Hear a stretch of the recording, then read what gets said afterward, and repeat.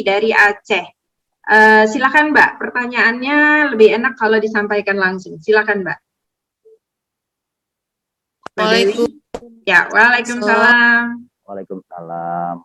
Iya, Pak Suroso. Betul, Mbak Dewi. Kami dari Aceh. Alhamdulillah kami ada lahan gambut, masyarakatnya sekitar 150 hektar. Sekitar 150 hektar, Pak. Baru dimulai 2 tahun yang lalu ya. Iya, Bu. Udah ditanam ubi kayu, tanaman-tanaman pangan dan palawija. Buahnya kalau tanaman buah-buahannya baru setahun, Pak. Yaitu tanaman buah jeruk nipis, lalu bawang merah. Tapi bawang merahnya gagal kami, Pak. Gagal oleh masyarakat di Babarot itu ya. Jadi yang saya ingin tanyakan, penggunaan pemakaian pupuk itu Pak, kedalaman tanaman buah-buahan Bapak, vegetasinya apa-apa aja di sana, lalu kedalaman pohonnya, tanamannya bagaimana, dan pemupukannya. Karena untuk kelola airnya sudah dibangun sekat kanal Pak, ada 10 sekat kanal ya. Dan kami sangat rawan terhadap karhutlah nih di lahannya Pak. Mohon arahan dan masukannya Pak Suroso, selamat ya. Ya, terima kasih Mbak Dewi. Silakan Pak Suroso, bagaimana itu pemupukan? Kalau di Aceh malah sudah ini ya, untuk pengaturan airnya sudah bukan manual ya? Ada sensor atau tetap masih manual? Mbak, masih manual. Oke, ya. Tapi sudah dibangunkan ya, sudah dibangun. Ada bantuan untuk itu. Ya. Ya, silakan Pak Suroso. Baik, pengalaman saya Mbak Dewi. Kita nanam pohon atau nanam batang buah di lahan gambut tidak perlu dalam, Mbak Dewi. Jadi gambut itu kalau asamnya sudah naik, pohon itu akan tambah naik, Mbak Dewi. Jadi yang kita perlukan adalah penimbunan setiap pohon itu sudah mulai kelihatan akarnya. Jadi kalau dia nanamnya terlalu dalam, asamnya nggak bisa hilang, Mbak Dewi. Akhirnya dia akarnya busuk dan mati. Benar. Nah, jadi sebagusnya kalau tanah gambut, kita bikin gundukan ya. Bukan lubang, tapi kita bikin gundukan. Yang gundukan itu kalau kering, asamnya turun ke bawah. Jadi gundukannya tidak ada asamnya. Nanti kalau pohon yang kita tanam itu akarnya sudah mulai naik lagi, kita gali kiri kanannya, yang bagian atas-atas, kita campur dengan kapur, kita campur dengan pupuk, kita timbunkan lagi di atasnya. Dia akan semakin nongkrong begitu, Mbak Dewi. Oh iya. Itu aja. Dan kalau air harus tetap dijaga ya, di mana batas amannya. Batas aman itu tidak harus 50 cm, 60 cm. Jadi petani sendiri yang tahu, oh batas aman akar saya mungkin hanya 40 cm dari atas. Itu kita jaga terus. Tapi dalam 3 bulan sekali, itu air perlu kita keringkan supaya asam benar-benar turun. Mungkin kita keringkan 2 minggu, 1 minggu atau 2 minggu. Setelah itu kita masukkan lagi air untuk mengembalikan kebasahan, kelembapan air, Mbak Dewi. Pengalaman saya seperti itu sih.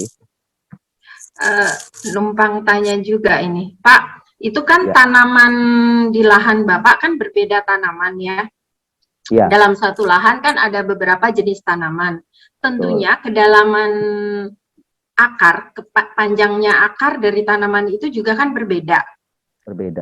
Nah, bagaimana, apakah ada pengaturan disesuaikan, dikelompok-kelompokkan agar pengaturan airnya juga disesuaikan dengan panjang akar, kedalaman akar? Betul Mbak Ila. Jadi sebagusnya kalau kita punya tanaman yang berbeda karakter permintaan air, harus kita sendirikan. Seperti punya saya, kalau kelengkeng ada kelengkeng, nanti kita kasih di situ controlling air seperlunya pohon kelengkeng.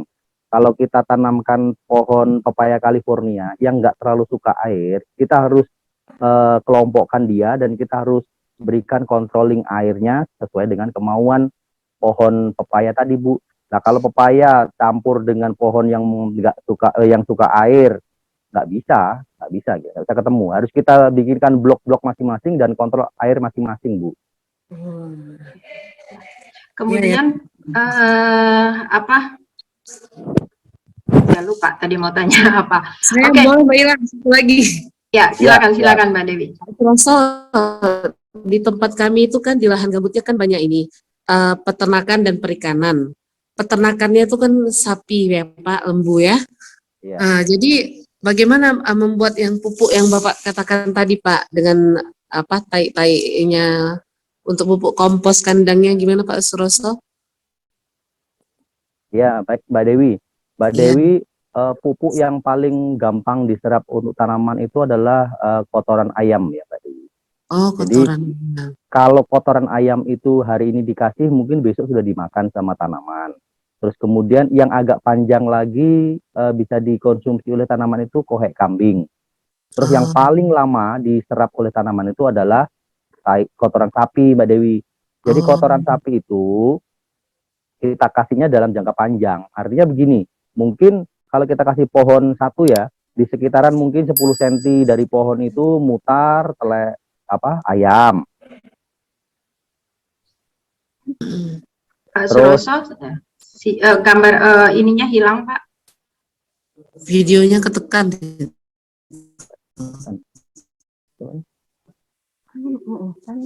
Terus kemudian agak lebar sedikit kohek kambing, baru yang paling jauh nanti kohek sapi Mbak Dewi. Dan gambut itu kalau sering-sering dikasih kohek sapi, dia tanahnya akan mengembalikan unsur haranya jadi humus lebih luar biasa Mbak Dewi.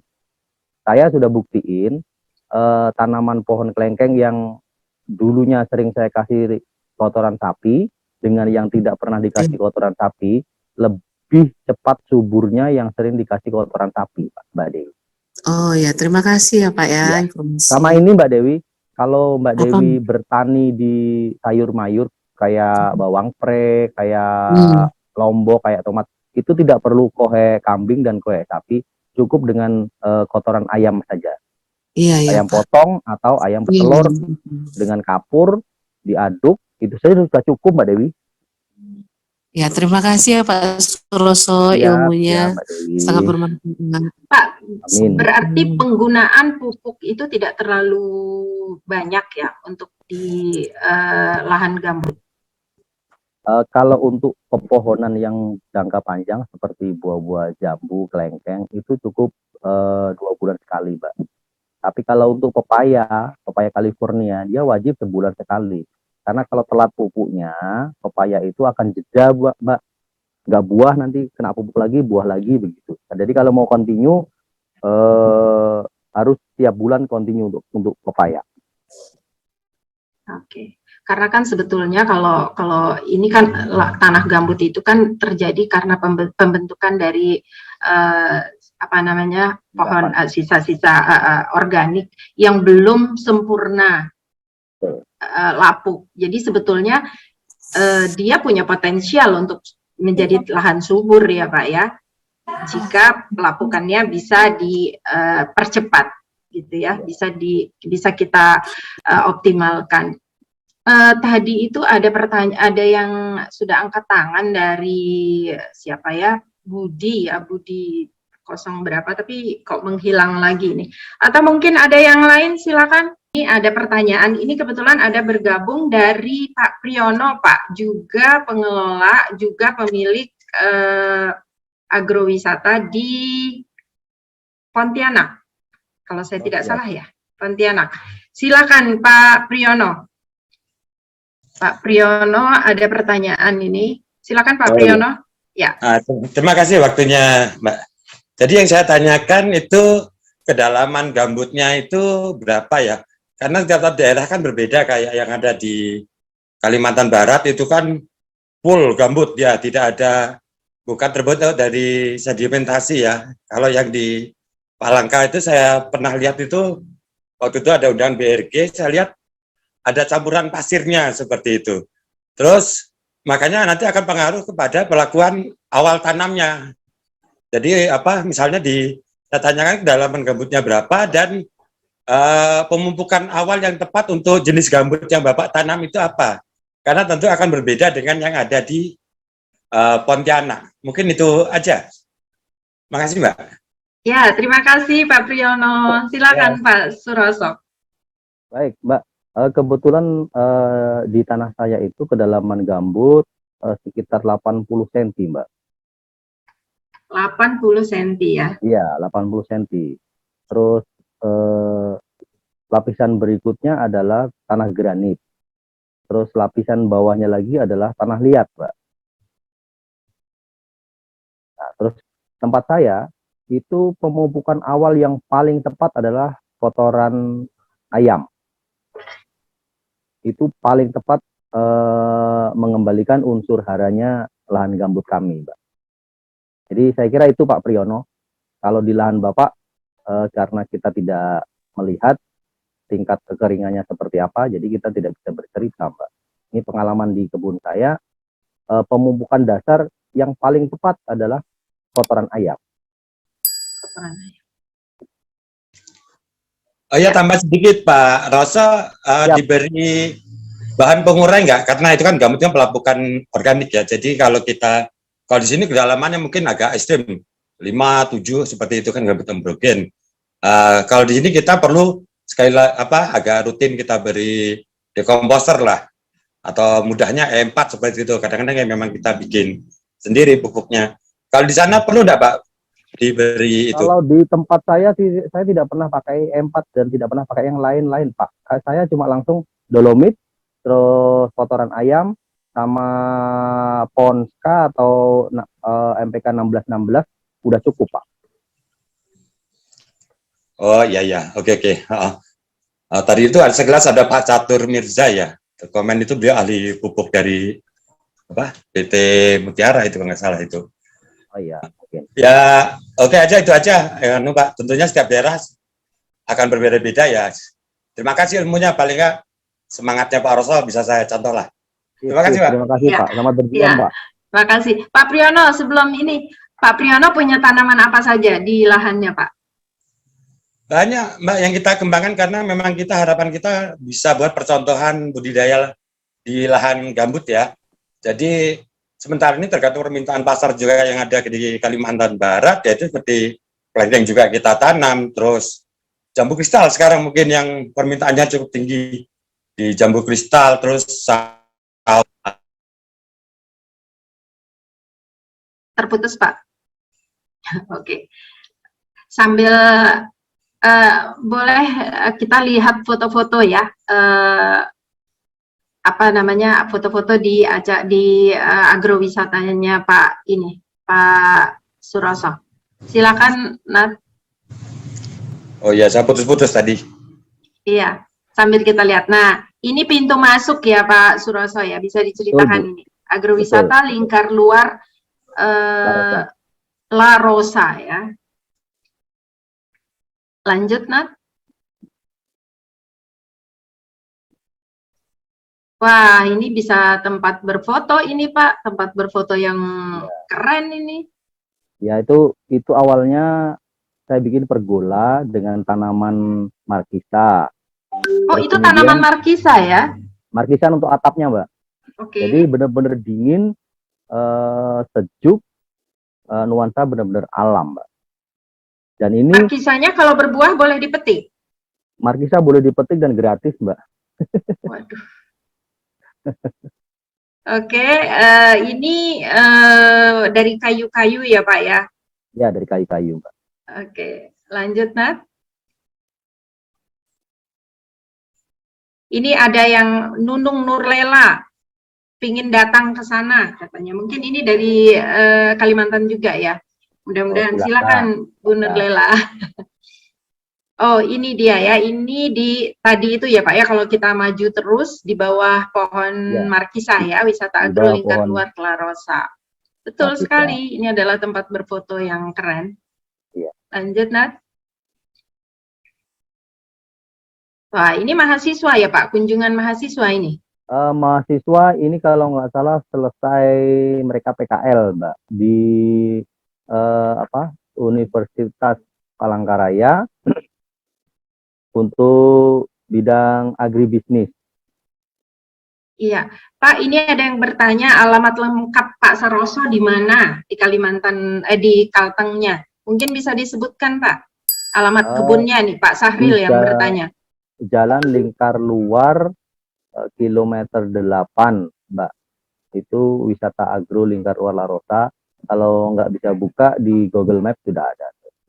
Kilometer 8 ya? Ya, di Jalan Lingkar Luar. Ya, nanti Pak Sahril bisa catat atau kalau terlambat mencatat bisa buka di YouTube. Sekalian subscribe ya Pak ya YouTube kita. Ya. Kemudian lanjut Nat. Ini tadi, boleh lanjut lagi. Oh, ini pohon pepaya. Pohon pepaya ya Pak ya. Ini coba bisa diceritakan Pak, itu apa itu kok ada lingkaran hijau-hijau, apakah memang bercocok tanam di gambut seperti itu? Mungkin bisa diceritakan Pak. Ini yang saya ceritakan kepada penanya yang dari Aceh tadi, Mbak Dewi ya? Ya, Mbak Dewi silakan disaksikan Mbak Dewi. Jadi Mbak Dewi itu begini Mbak Dewi, kita harus timbun terus atasnya nih, dari gambut sekitarnya itu Mbak. Makanya dia membentuk lingkaran dan membentuk parit kecil. Nanti di paritnya itu yang semakin melebar, itu kita kasih kotoran-kotoran kambing yang terurainya agak lama. Nanti kita gali lagi, kita timbun lagi ke atasnya. Karena di akar pepaya ini tidak bisa masuk ke dalam lagi, karena ya itu tadi, di dalam itu sudah asam Mbak. Makanya dia mencari yang tidak asam, yaitu di luar-luar, terus semakin naik gitu Pak. Iya, Masya Allah ya. Alhamdulillah bagus benar ya, subur. Iya Mbak, tekniknya seperti itu aja Mbak. Jadi jangan sampean gali ke dalam untuk mencari kesuburan di dalam gambut. Itu bagi saya salah. Kita harus ciptakan lahan gambut itu dengan cara-cara tadi itu, memupuk dengan kohe ayam, pakai kapur. Kalau sudah ditinggal 2 minggu, rumputnya sudah mulai tumbuh, baru kita tanam. Tanamnya nggak boleh dalam. Nah, kalau untuk supaya tidak roboh karena keberatan buah dan kena angin, kita timbun lagi ke atasnya gitu Mbak Dewi. Oh ya, benar Pak. Ini seperti kalau kita makan, kasih kuahnya di atas lalu dimakan, nanti kasih tambah kuah lagi gitu ya Pak ya.